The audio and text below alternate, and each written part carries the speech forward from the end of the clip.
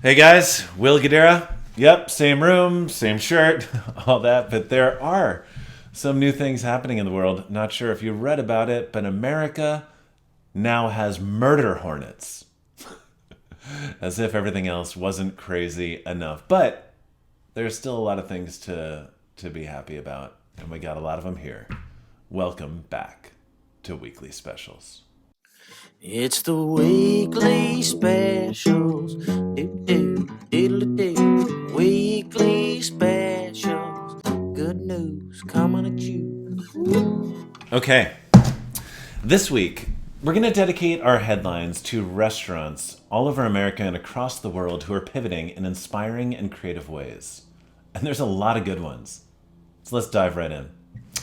Listen, we've heard a lot about restaurants reworking their menus into to-go meal kits, but Coquette in New Orleans has taken it one step further. With a new idea called No Menu Takeout, guests have the chance to reserve a 4-course dinner for two. Launch weekly with a new theme like Spring in Paris or Jazz Fest and Vacation to Mexico. The catch?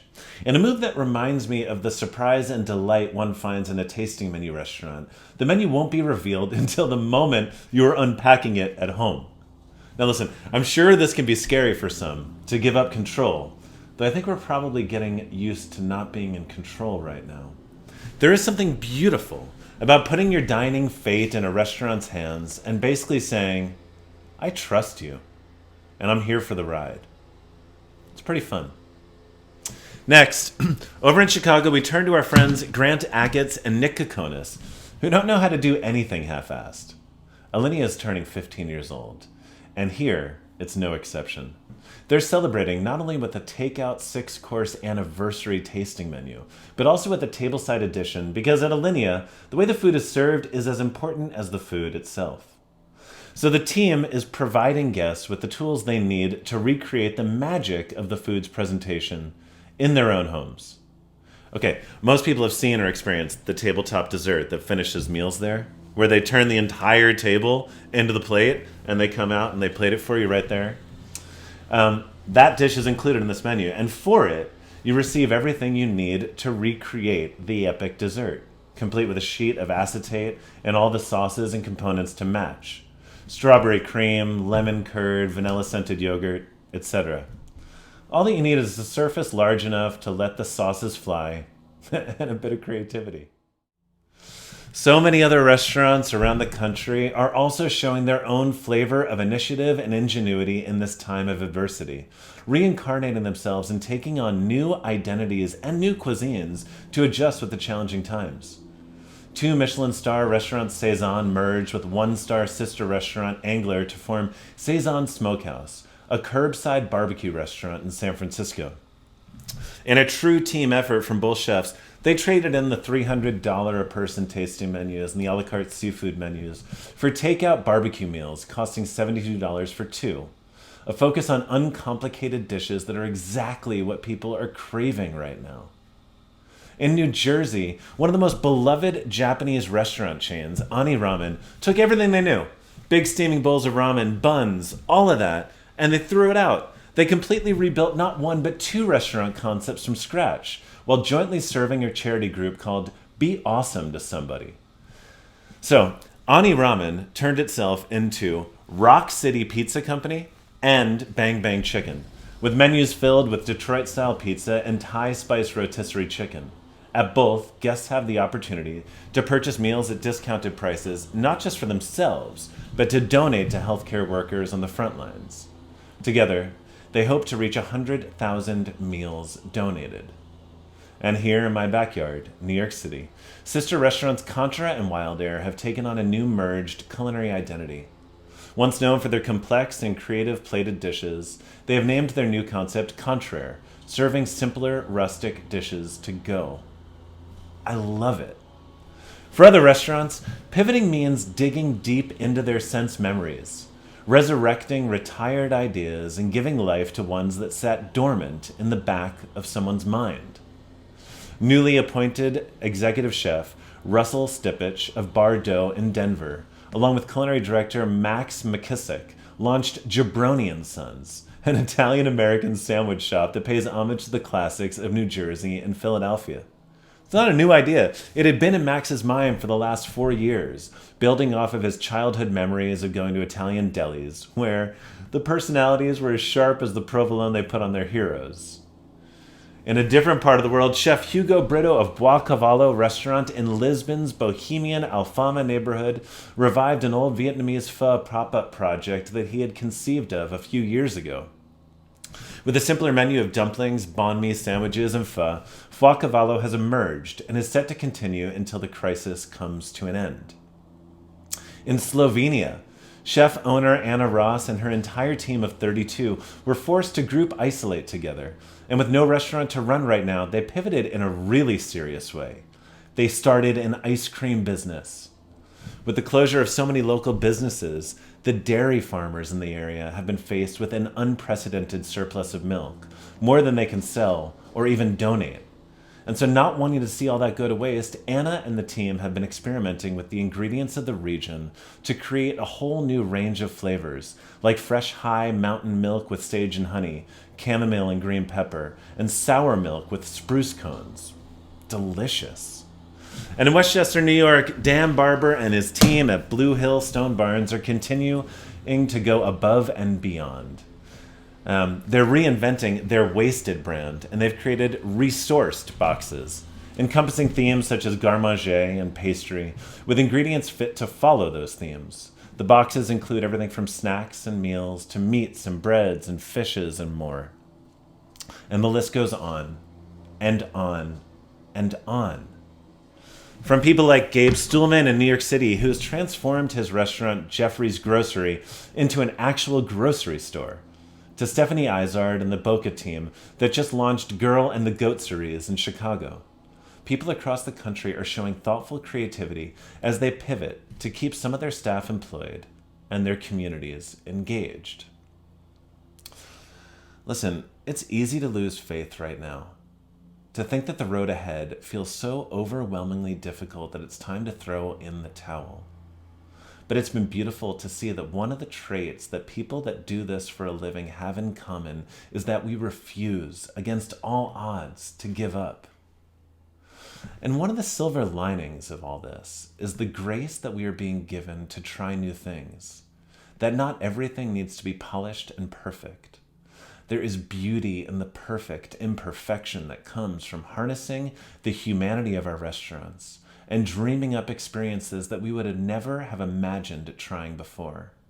Ones that are honest and fun, generous and unforgettable. We can try new pivots, and if they don't work, we can pivot again. And our neighborhoods and our teams and loved ones will be there to try it out, to laugh with us, to give it a shot, knowing that we are giving it our best shot. My hope is by sharing these stories, it might inspire all the restaurant owners out there who are having a hard time seeing the light at the end of the tunnel to find the energy to get back to doing what we do best, dreaming up experiences that are designed to bring joy, because the dreaming itself is life-giving. And bringing those dreams to life may be exactly what we need to get to the other side of this.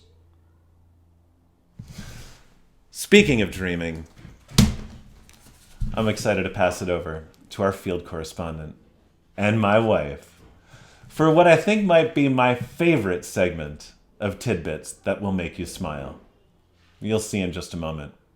Christina, take it away. Tidbit, happy little tidbit, and just a happy little tidbit that'll make you happy. Thanks, Will. Y'all, I have been a fan of the Girl Scouts my entire life. I was even a Girl Scout myself for a few years, and it's probably no surprise that these 4 boxes here are not props. They're empty. I've crushed every single box of them. But what the Girl Scouts are doing right now in this time of crisis with something as simple as one of their delicious cookies is so incredibly inspiring. It is making me a fan for life. But you want to know what? You don't need to hear about it from me. I have 4 incredible Girl Scouts that are joining me today to tell me all about what they are up to. What made you want to be a Girl Scout? Well, I've seen other Girl Scout troops and it looked really fun, and I love helping the community, and I can do it with all my friends. Oh, love that. What about you, Shyla? Probably the same reason as Alia, but also because I got to meet new people, and meeting new people is always really fun. Are you an extrovert? No. Me neither, but I like to meet new people. Okay, I feel like you're wearing your sash, and I need to get eyes on that, Shyla. Yeah, I am. Yeah. Oh It's my gosh. You're crushing it. Look at all those badges.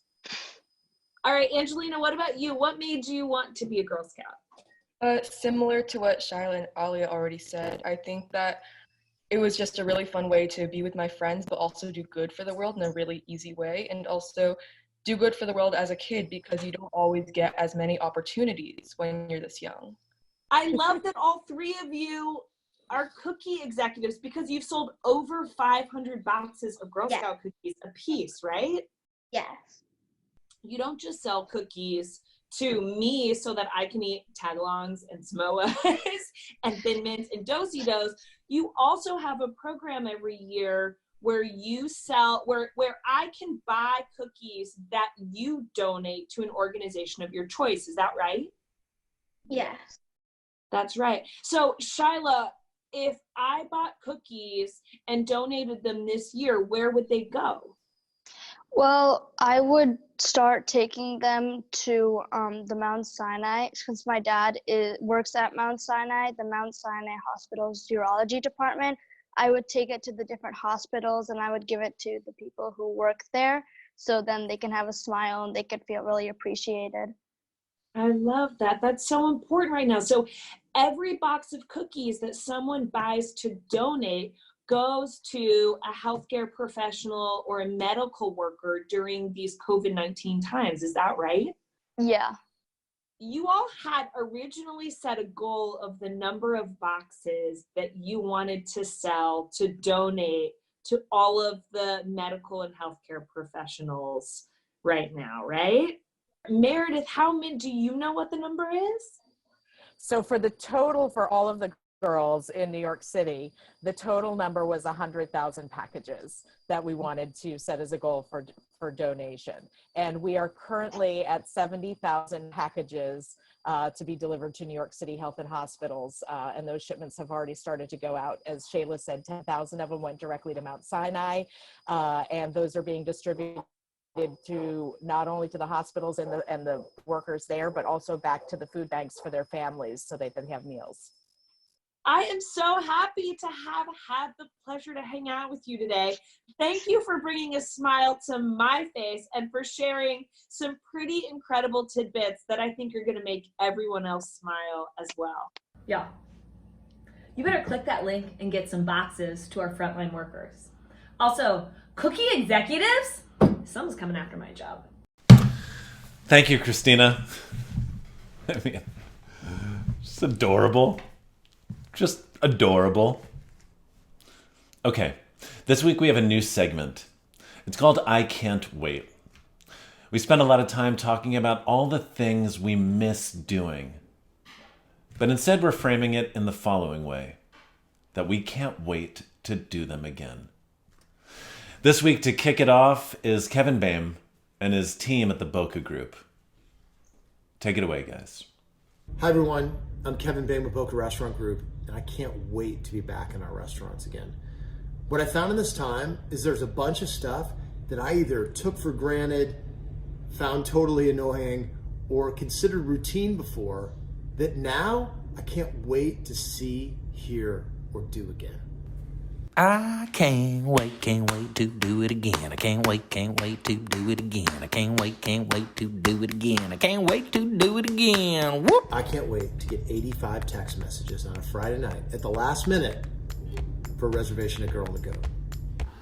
Can't wait to get back and have comida with the family, specifically Chef Jimmy's Deli Cup Pho. I can't wait for a reservation of 6 people to come in, only to become 10 people, and for us to magically make it happen. I can't wait till it's a Friday night, 7:30, full house, and I misfire a 4 top when there's already 30 tickets hung. My favorite. I can't wait to have a full rail of tickets with another stack in my hand ready to call. And a server comes and says, my table has one dairy-free person, one gluten-free person, and one person is allergic to all foods starting with the letter G. I can't wait to tell our back graders again, despacito.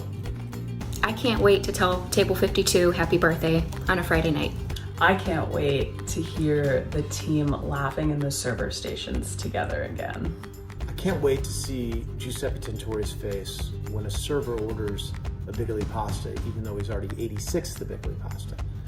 It's this beautiful mixture of anger and homicidal rage. It's breathtaking. I can't wait to retrain servers on the new menu, the same menu that they've had for the past 7 years I've been working at Boka that they still haven't figured out. I can't wait for Chef Lee Woolen to call for a menu reprint 20 minutes before service. I can't wait to get back and have our first unhappy guest and turn their entire experience around. I can't wait for the sound of this little guy right here.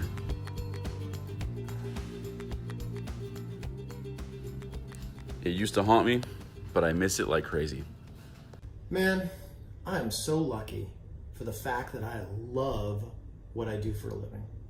And I can't wait to be able to do it all again. And I also can't wait to hear next week what Kwame Onwuachi and his amazing team, what they can't wait to do. Thank you, Kevin, and the entire team for putting that together. My dad always says that the secret to happiness is having something to look forward to. And that was a beautiful reminder that there are a lot of things for us to look forward to. That's all we got for this week, but we look forward to seeing you again here next week at Weekly Specials. Ya no podemos esperar para tener nuestras vidas para atrás, estar trabajando, mantener a nuestra familia, tener un soporte. Ya no podemos esperar tanto. Ya queremos empezar otra vez con nuestra vida, poder salir sin tener miedo. Ya no tenemos mucho dinero que nos sobre para comida. Necesitamos trabajar lo más pronto posible. Gracias. It's the Weekly Specials. Do, do, diddle, do.